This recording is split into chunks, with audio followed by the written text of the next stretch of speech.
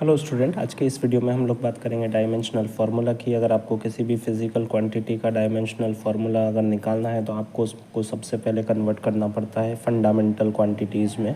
Fundamental quantities क्या होती है, वीडियो आप देख सकते हैं प्लेलिस्ट में। चलिए तो शुरू करते हैं। मैं आपको एक्सप्लेन करके बताऊँगा किस तरीके से आप फार्मूला या तो याद रख लें, याद नहीं रख सकते हैं तो किस तरीके से डिराइव कर सकते हैं। देखिए, एरिया का फार्मूला होता है लेंथ इंटू ब्रेड्थ। ये लेंथ है और ये भी क्या है, लेंथ है, इसलिए एल टाइम्स एल हो जाएगा। मतलब कितने टाइम्स हो जाएगा, 2 टाइम्स। डायमेंशनल फार्मूला जो हो जाएगा एरिया का क्या हो जाएगा, स्क्वायर ब्रैकेट में एम एल टी। देखिए, मास की तो यहाँ पे फिजिकल क्वांटिटी में कोई बात नहीं है, इसलिए क्या आ जाएगा 0। टाइम की भी बात नहीं है, इसलिए 0। और लेंथ जो है वो कितने टाइम्स है, 2 टाइम्स, तो यहाँ पे 2 आ जाएगी इसकी पावर, और ये इसके ब्रैकेट जो है क्लोज हो जाएगा। ये मैंने समझाने के लिए आपको लिखा है यहाँ तक।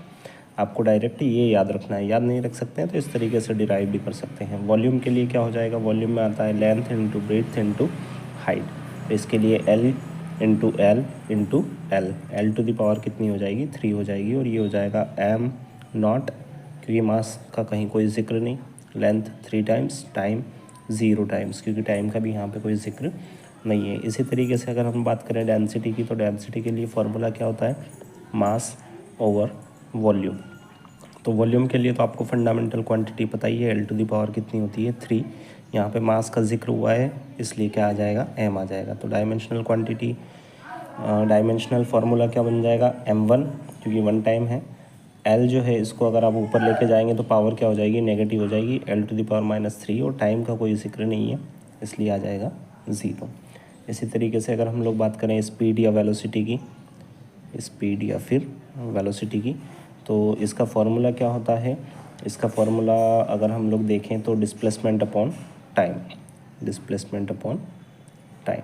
तो डिस्प्लेसमेंट मतलब एक तरीके से लेंथ ही है, इसलिए क्या आ जाएगा, एल आ जाएगा। डिनोमिनेटर में टाइम, तो क्या आ जाएगा, टी आ जाएगा। इसको ऊपर ले जाके अगर हम लोग लिख देंगे तो डायमेंशनल फार्मूला बन जाएगा।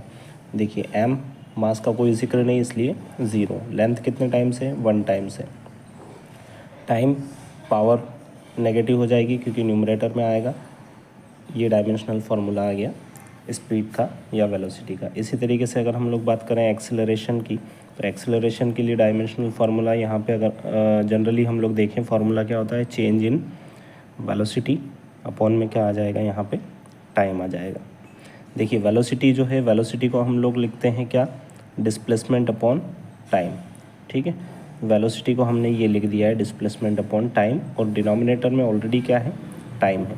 अगर आपको वेलोसिटी का फॉर्मूला याद है ये वाला, तो आप यहाँ पे प्लेस कर सकते हैं और डिनोमिनेटर में टाइम लिख के उसको सिंप्लीफाई कर लिया, आंसर आ जाएगा। अदरवाइज इस तरीके से भी आप डिराइव कर सकते हैं। डिस्प्लेसमेंट के लिए कितना आ जाएगा, एल, एक टाइम है तो टी, दूसरा फिर टाइम है तो कितना आ जाएगा, टी। तो इस तरीके से ये हो जाएगा एम टू द पावर 0, क्योंकि यहाँ मास का कोई जिक्र नहीं है। एल 1 टाइम है और ये टी स्क्वायर हो जाएगा, और इसको जब न्यूमरेटर में ले जाएंगे तो टी टू द पावर कितना हो जाएगा, -2। ये डायमेंशनल फार्मूला आ गया एक्सेलरेशन का।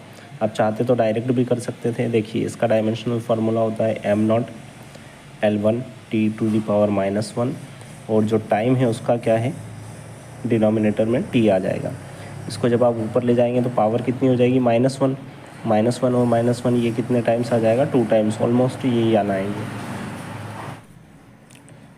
देखते हैं मोमेंटम का डायमेंशनल फार्मूला।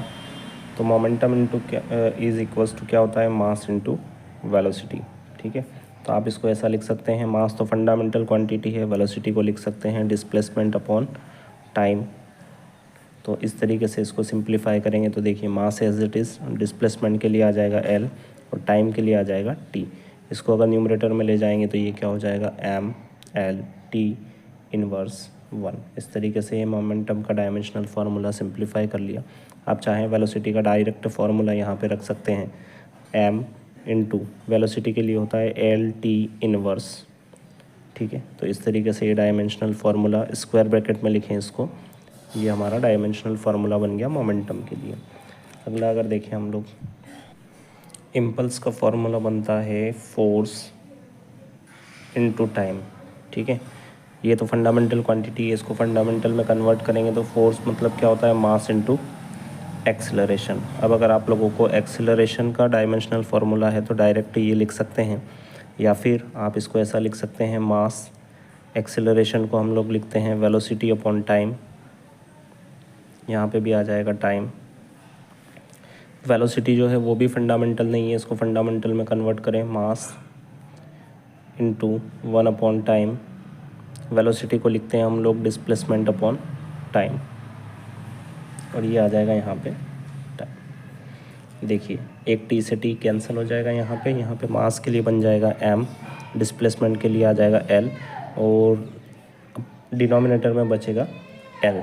तो ये l जो है ये कहाँ आ जाएगा, ऊपर आ जाएगा। तो इस तरीके से यहाँ पे टी जो है ऊपर आ जाएगा, तो ये आ जाएगा t⁻⁻1। तो ये डायमेंशनल फार्मूला हो जाएगा इम्पल्स के लिए।